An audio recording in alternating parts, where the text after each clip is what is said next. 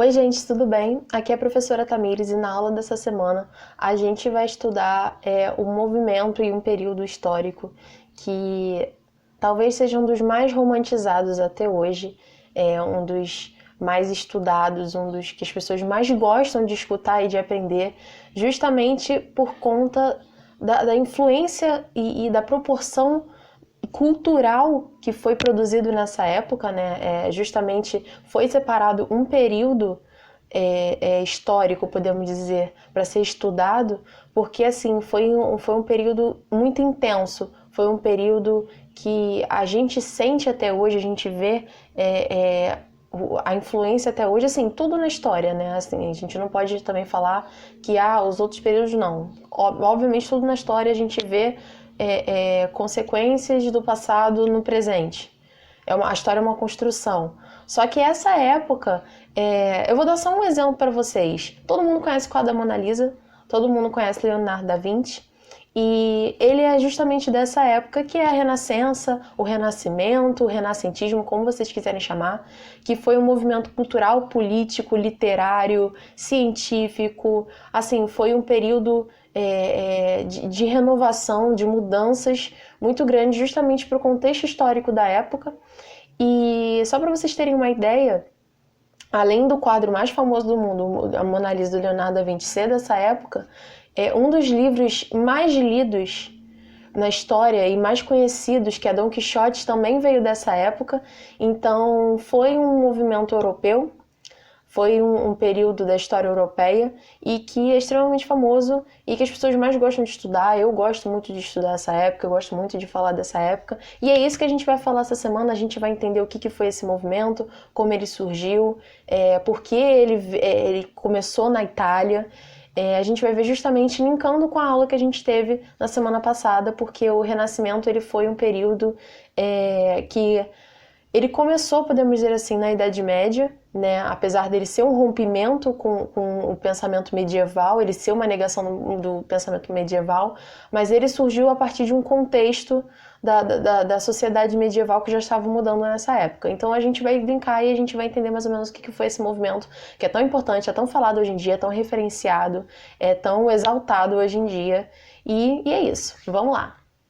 Bom, para a gente entender o que foi esse movimento, primeiro de tudo a gente precisa entender por que ele tem esse nome, porque o nome dele ele diz muito qual a proposta desse movimento, né, que aconteceu nessa época. Porque, assim, a gente viu na aula passada como é que foi o fim da Idade Média, né? E a partir da Idade Média começa a modernidade e o Renascimento ele já é da modernidade, já é desse movimento moderno. E ele diz muito porque, assim, a modernidade, ela negou muito a Idade Média e começou justamente no Renascimento. Essa ideia que a gente tem até hoje de Idade das Trevas, assim, o senso comum tem de que a Idade Média foi um momento de regresso, foi um momento de atraso, foi um momento de uma escuridão, de trevas mesmo.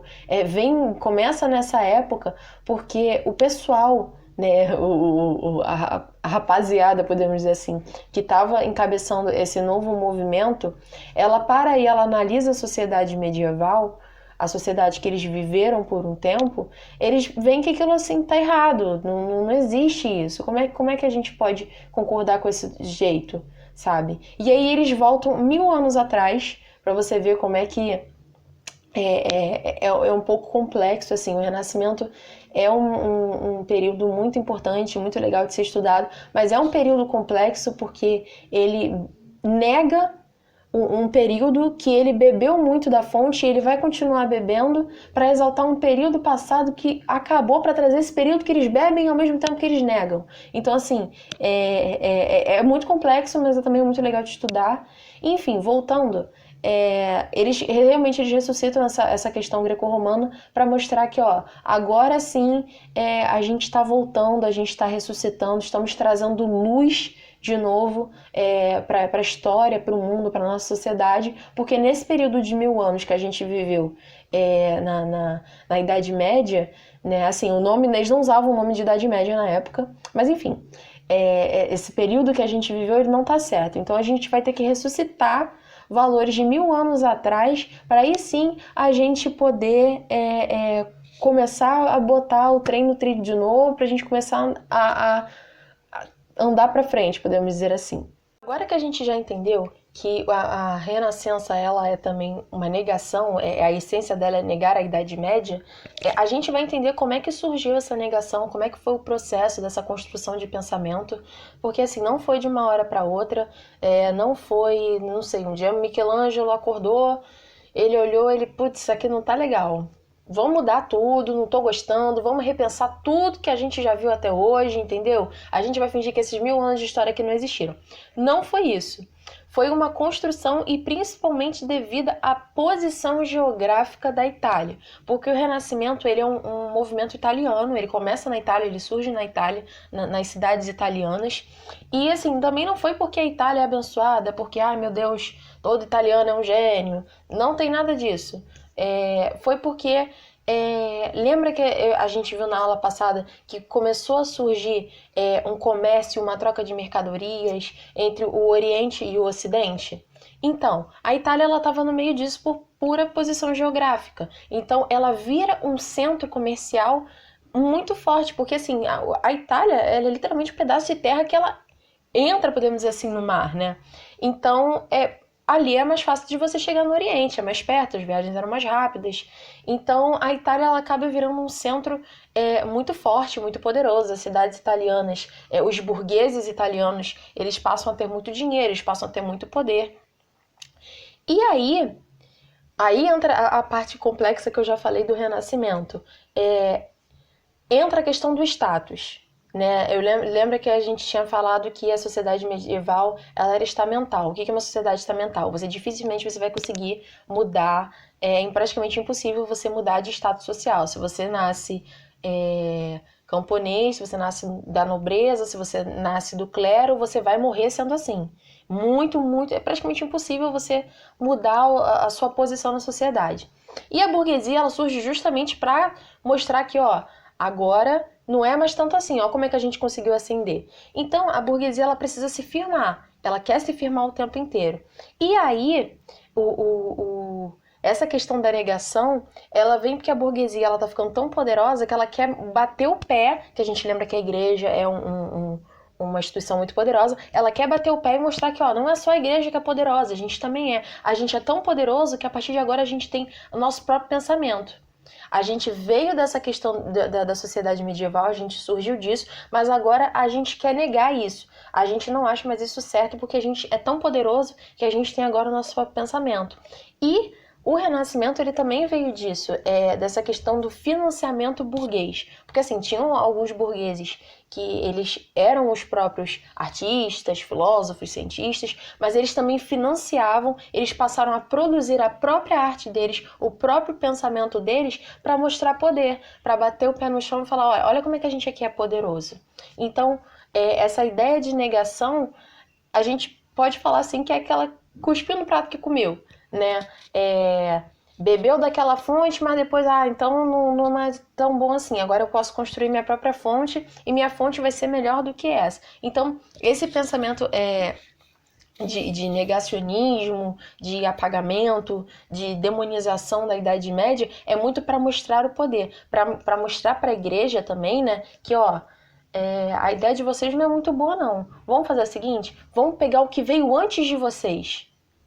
Vamos pegar a coisa de 1000 anos atrás, que aí a gente vai mostrar que aquilo realmente era progresso, que aquilo assim era uma sociedade, aquilo assim era ciência, aquilo era arte, aquilo era música, aquilo era literatura, entendeu? Então assim, é uma espécie de revolta, de rebeldia, assim podemos dizer, que esse pensamento negacionista ele traz. Beleza, a gente já entendeu o porquê do nome, a gente já sabe a origem histórica, a gente já entendeu até a questão geográfica, já entendeu tudo. Mas, no final das contas, como é que o renascentismo, o renascimento, a renascença, como é que ele se desenvolveu? O que foi exatamente? Como é que a gente pode analisar isso? Então, primeiro de tudo agora, para a gente de fato entender, a gente tem que conhecer um movimento chamado humanismo. O que é o humanismo?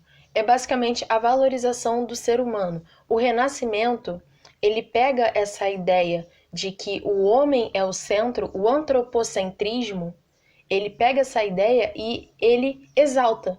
Ele está literalmente exaltando a imagem do homem. Assim, quando a gente fala que ele nega a Idade Média, ele não exclui a questão da Idade Média. Não é à toa que a gente vê muitos quadros na Renascença que tem esse teor religioso. A gente tem artistas que pintaram capelas, o caso Michelangelo. Não foi literalmente uma exclusão, porque é impossível, mas assim, foi uma mudança de perspectiva dentro de uma visão religiosa, né? Dentro de uma organização social, dentro de um pensamento, de uma filosofia.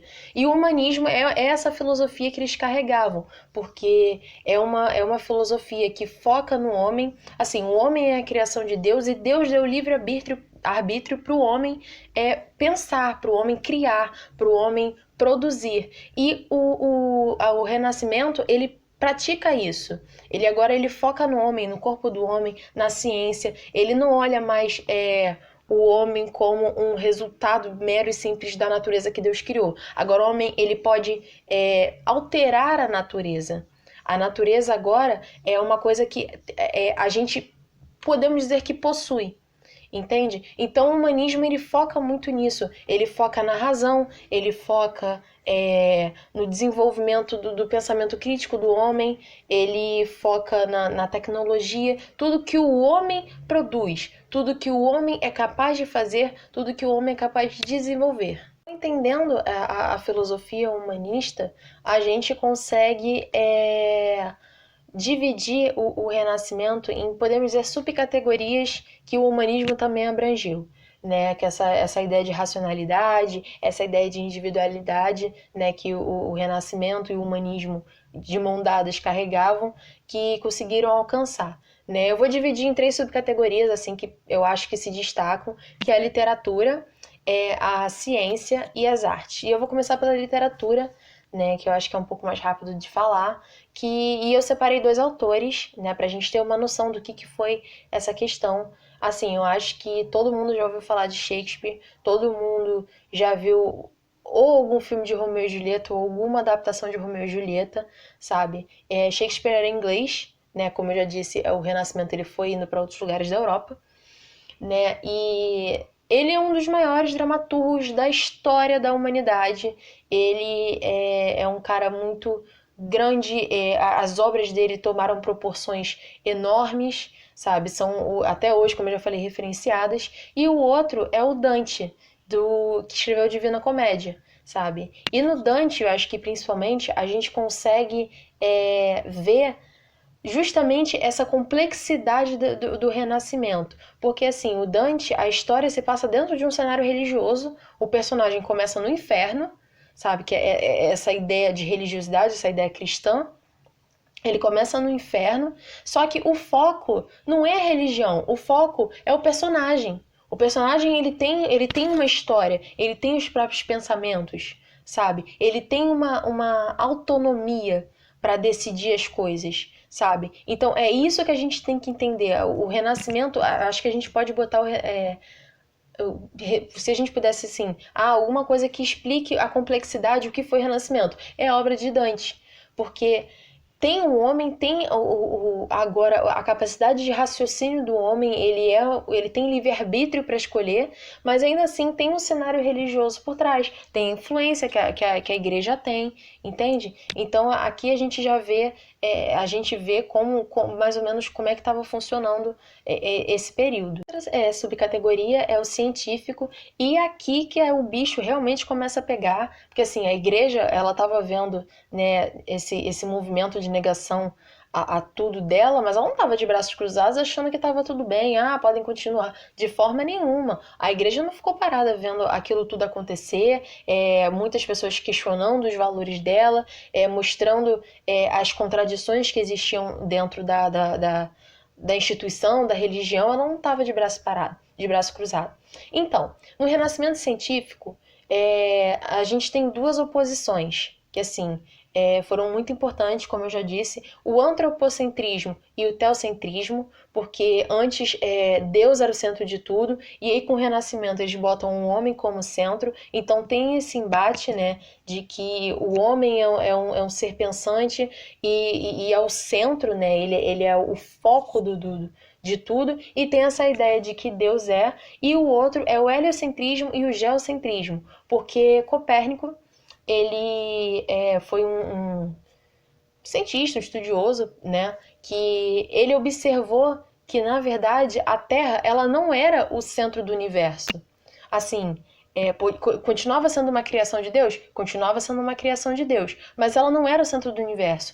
Não era o Sol que girava em torno da Terra. A Terra não ficava parada e tudo acontecia em volta dela. Na verdade, não. O que era o centro do universo era o Sol. E a Terra, junto com outros astros, giravam em torno do Sol. Então, assim, isso para a igreja foi uma heresia. Foi uma heresia, porque ela fundamentava a doutrina dela em torno disso, sabe? Eles falavam, olha, Deus é realmente o centro, você vê como é que Deus é que manda na gente, Deus que guia a gente, ele botou a gente como centro justamente porque ele tá guiando a gente, ele tá... Enfim, e aí isso dá um problemão, o Copérnico ele é obrigado a negar, ele é ameaçado de morte, enfim, realmente dá um problema. Mas você vê que até dentro dessa teoria do Copérnico tem um pouco dessa complexidade do Renascimento, porque o Renascimento ele fala que o homem é centro de tudo. E aí dentro desse pensamento ele chega e fala, poxa, então não é a Terra que é o centro de tudo, o lar do homem? Mas aí é que entra, o homem, ele é tão poderoso, ele tá se desenvolvendo, ele tá progredindo tanto, que agora ele consegue manipular a natureza a ponto de entendê-la. Você entendendo alguma coisa, você pode manipular, você pode mudar, você pode alterar, você pode construir, você pode criar. Então, é essa complexidade, essa questão de que, olha, a Terra não é mais o centro, mas o homem ele já está se desenvolvendo tanto que ele já entendeu isso. E a partir disso ele pode fazer alguma coisa, sabe? Aqui a gente entende também outros pontos da complexidade do que é o Renascimento. E a outra subcategoria é a subcategoria artística, que assim, eu acho muito difícil alguém não conhecer o quadro A Última Ceia, o quadro da Mona Lisa, principalmente, né, que é a obra de arte mais conhecida e mais famosa do mundo. Ela tem inúmeras releituras até hoje e a gente pode dizer que na questão das artes, a gente tem dois quadros assim que dizem muito do que foi o Renascimento. Primeiro de tudo, a Mona Lisa, do Da Vinci, porque quando você para estudar o quadro em si, assim, eu não tenho, podemos dizer assim, uma autoridade nem embasamento de fato para analisar artisticamente, mas assim, quando você para ver pessoas que estudam isso, é um quadro com técnicas de sombra, com técnicas de pintura, com técnicas matemáticas, porque o Da Vinci, ele não era só um artista, mas ele era também um cientista, um inventor, ele era um escultor. O Da Vinci, assim, ele era um 1001 uma pessoa só. Então, tem muitas técnicas que mostram justamente essa questão. E o outro quadro é a criação de Adão, que é do Michelangelo, né? Que o Michelangelo ele foi convidado para pintar o teto da Capela Sistina pelo Papa da época. E uma das imagens que ele pintou é a criação de Adão, que diz muito também sobre o pensamento da época, porque, como eu já disse, eu vou reforçar isso o tempo inteiro, a questão da negação da Idade Média é essa oposição, só que não é uma exclusão. Eles simplesmente não pegaram os valores, principalmente da religiosidade, né, da igreja, e eles fingiram que não existiam. Eles não viraram ateus, mas eles mudaram a questão da visão. Então, nesse quadro, nem um quadro, na verdade, né, a pintura no teto da capela. Mostra, tem essa imagem do Deus criando Adão a partir do toque, sabe? Tem aquela questão. E isso é muito significativo, que mostra assim, olha, eu tô te criando, mas agora é você com você. Eu tô te dando aqui a vida, eu tô te dando a oportunidade, eu tô te dando o livre-arbítrio. Agora é por você. Não sou eu que mando mais. Eu te criei, eu sou poderoso. O Deus é poderoso a ponto de criar, mas ele não passa mais a guiar. Ele não passa mais